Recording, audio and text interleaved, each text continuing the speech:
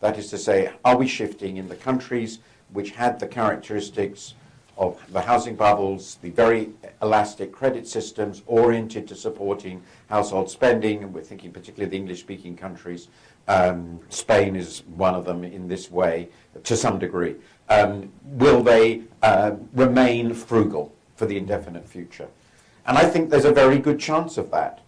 If you look at the Japanese story, though it's slightly different in some details, they have one central common element which is not discussed enough here, and that is the staggering overhang of debt in the context of collapsing asset values.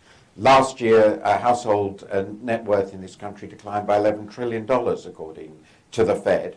It is important to remember that over the last 20 years, roughly 25 years, the ratio of private sector debt to GDP in the US has almost tripled to a level never seen before in US history. The UK is worse.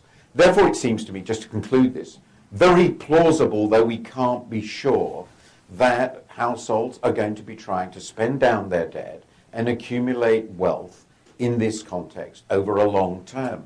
It's very plausible that this could go on for many years. Indeed, very simple back-of-the-envelope calculations suggest to me it could go on for a decade. If that is the case, it's a perfectly plausible case. It might not be that. Then, of course, the demand engine structure that we are familiar with will disappear. I have one friend, very well-known economist at Harvard, who told me it's flat out. US consumption is going down from 72% of GDP to 62%, which was where it was 3 decades ago, before all this started. So then the question of what replaces it is absolutely central. There are, domestically, you can have corporate investment. I think a massive boost to corporate investment in this context is very implausible unless supported by government. You can have government spending on consumption investment, and you end up then with huge structural government budget deficits, which can be better or worse used, and I agree completely. If you're going to have very large structural government deficits for a long time, the sensible thing is to invest. There's no doubt at all about that. And the final thing you can do is hope for the US that you have a massive improvement in the external balance, so you move into surplus from the current account deficit. That can make a big difference. But of course, by definition, that means somebody else moves into deficit.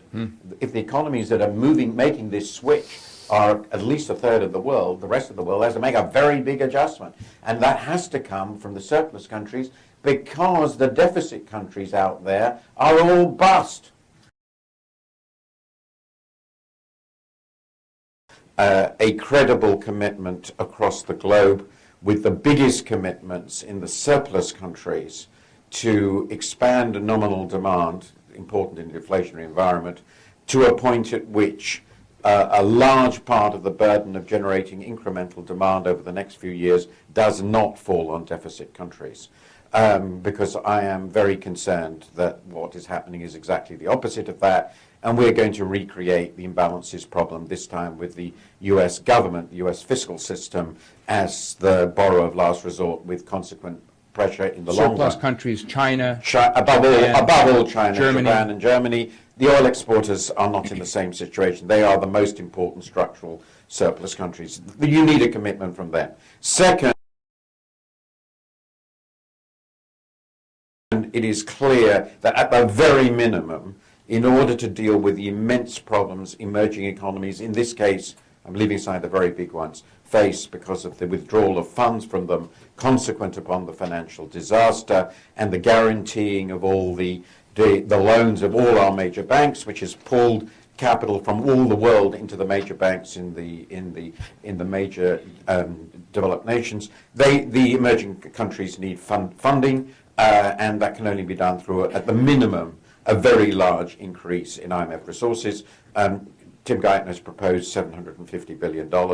I think that's sort of the minimum. It's important to remember that the world has generated, almost entirely in the emerging countries, an increase from $1.5 trillion to $7 trillion of reserves over the last 10 years, and that expresses how much insurance they want in order to play in the global game. So $750 billion of IMF resources is pretty small. That's the sort of minimum that I would want to see. The chances of achieving both are, I think, very small, but they're not zero.